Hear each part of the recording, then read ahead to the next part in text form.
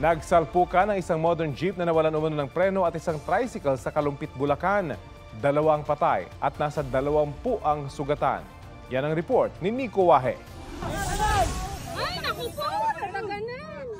Tulong-tulong ang ilang residente sa pagsagip sa mga sakay ng modern jeep na sumalpok sa isang tricycle at nahulog sa gilid ng tulay sa Kalumpit, Bulacan. Duguan ng ilan, karamihan, mga estudyante. Duguan din ang matandang lalaking sakay ng tricycle.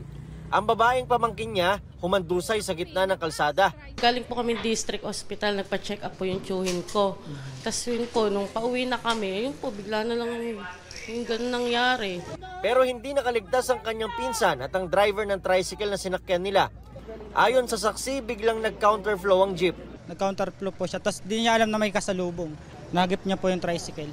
Sa lakas ng impact, humiwalay ang motorsiklo sa tricycle at nahulog din malapit sa tulay. Biyaheng San Fernando, Pampanga itong modern jeep na ito. At bagong aksidente ay yung kanang bahagi ng kalsadang ito ang binabaybay niya. At nang mawala ng kontrol, pinilit nitong ikabig sa kaliwa hanggang sa salpukin ang kasalubong na tricycle. Hanggang sa ganito na ang sinapit niya. Ayon sa Kalumpit Police, bukod sa 2 nasawi, may 20 sugatan na dinala sa pagamutan. Hawak na ng pulisya ang driver ng modern jeep. Nawalan po ng preno, yun lang po. Iniwas ko po, sir. Sinalagay ko po kung saan po siya maganda patigilin. Kaya binangga ko po yung sarili ko doon sa may para hindi po maano yung mga pasero ko.